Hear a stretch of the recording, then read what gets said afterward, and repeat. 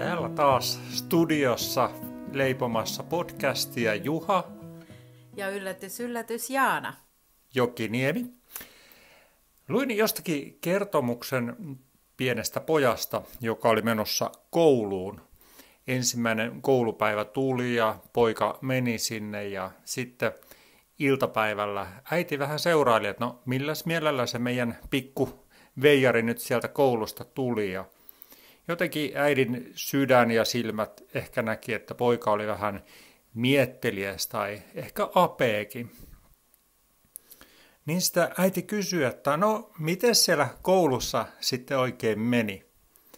Ja poika siihen vastasi, että no kyllä siellä varmaan ihan hyvin meni, mutta mä joudun sinne menemään vielä huomennakin. Ja tänään meillä on aiheena, puhutaan luottamuksesta.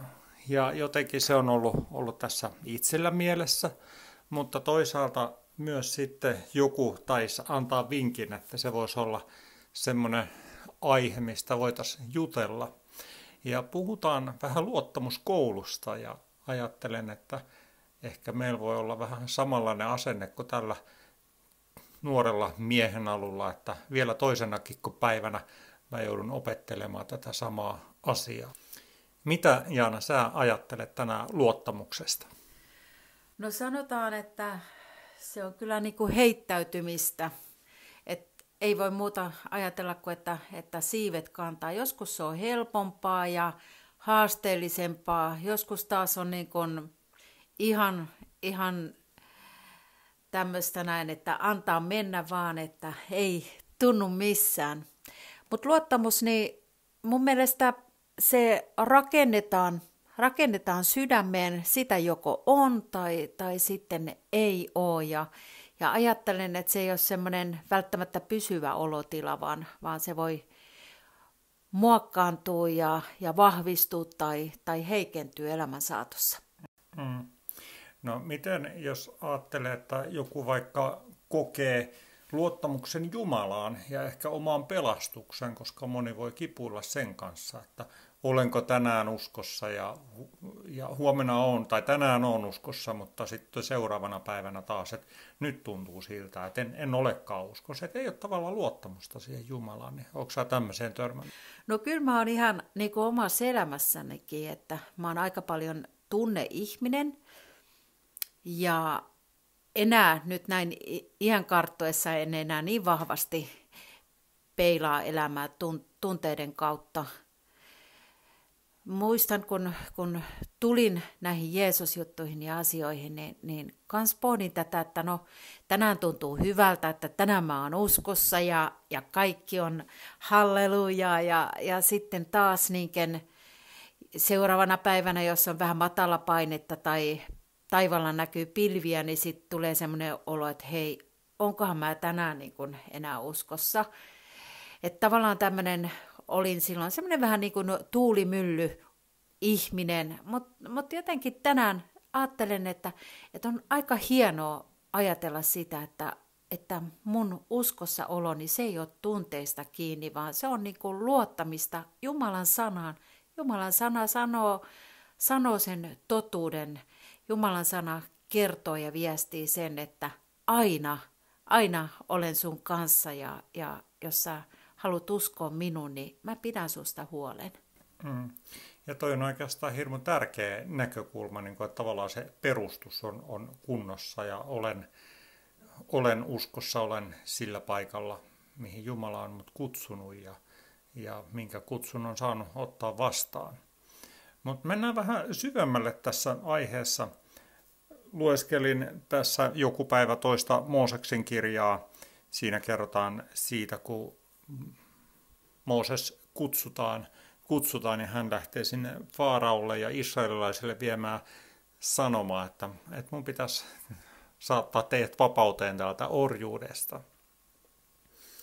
Mutta sitten toisessa Mooseksen kirjassa luvussa 5 jakeessa 23 sanotaan näin.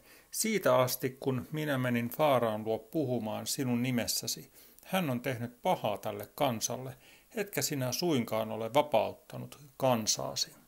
Eli oli toimittu ihan niin kuin just Jumala oli käskenyt, oli tehty niitä asioita ja ehkä ollut varmaan odotus, että nyt tästä tilanne muuttuu nopeasti, mutta ainoa muutos, mikä oli se, että tilanne meni huonompaan suuntaan.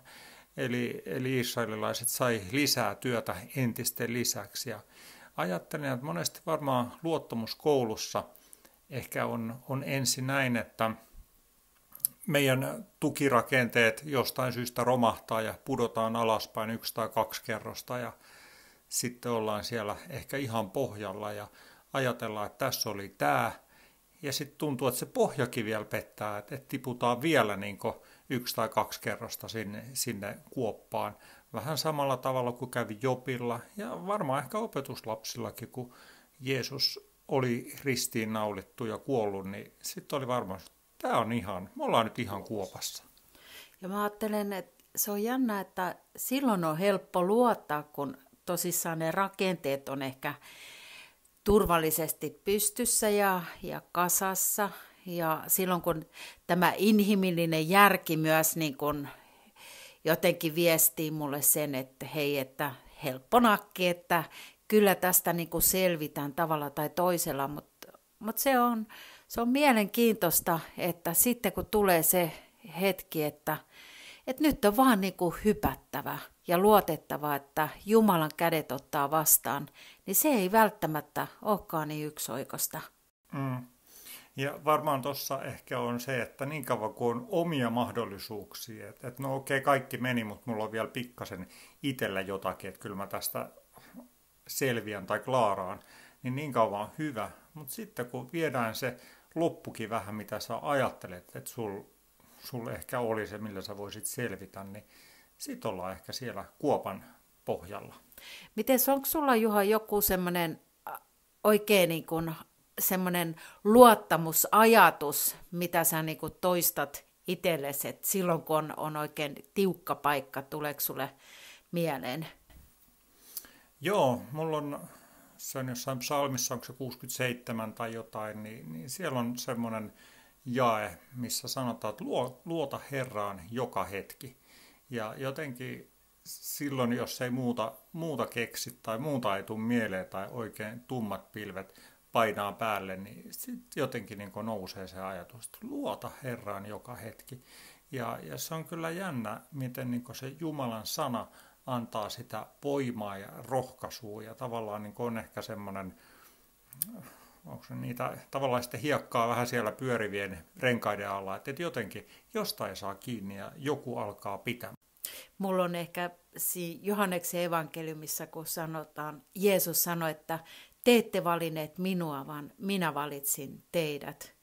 Niin jotenkin se vaan aina niin kuin innoittaa ja rohkaisee, koska mä niin kuin tiedän sen, että Jumala, hän tuntee mut, hän tietää millattis mä oon rakennettu ja minkä sorttinen mä oon ihmisenä, niin kuitenkin hän valitsi ja se osoittaa mun mielestä niin äärettömän suurta luottamusta, että tänäänkin hän niin kuin valitsi minut ja siihen mä saan tarrautua ja oikein heittäytyä. Tuntui sitten itseltään miltä tuntui.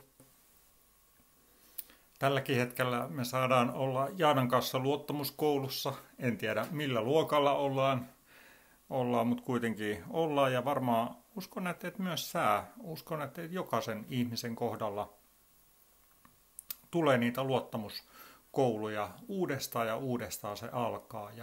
Ja me ollaan tässä viime päivät tai viime viikot eletty tämmöistä LOL-aikaa.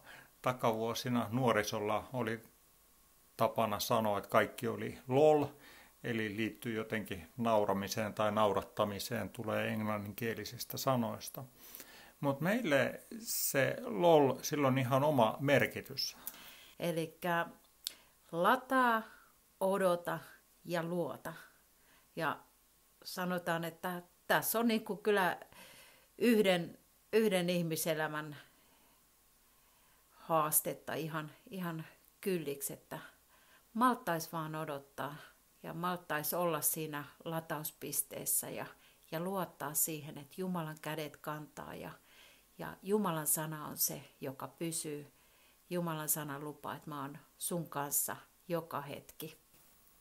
Siihen lataamiseen varmaan pitkälti kuuluu ehkä lepääminen ja joskus on semmoinen tilanne, että ei voi oikeastaan tehdä mitään, ei voi hötkyillä, ei voi niin kuin hyppiä siellä kuopan pohjalla, vaan ehkä pitää asettua siihen, että no tässä mä olen niin kauan kunnes Jumala sitten lähtee siirtämään eteenpäin ja siihen sisältyy myös sitten se odottaminen, että lepää ja odota. Ja sitten myös ehkä se, että luotan, että no Jumala ei ole mua hylännyt, hän ei ole sua unohtanut mihinkään, vaan hän on ihan tasan tarkkaan tiedossa, tai hänellä on tarkkaan tiedossa se, missä tilanteessa sä oot oman elämässä kanssa tänään. Haluan toivottaa sulle oikein isosti semmoista luottamuksellista mielenlaatua ja Jumalan siunausta ja ollaan rohkealla mielellä.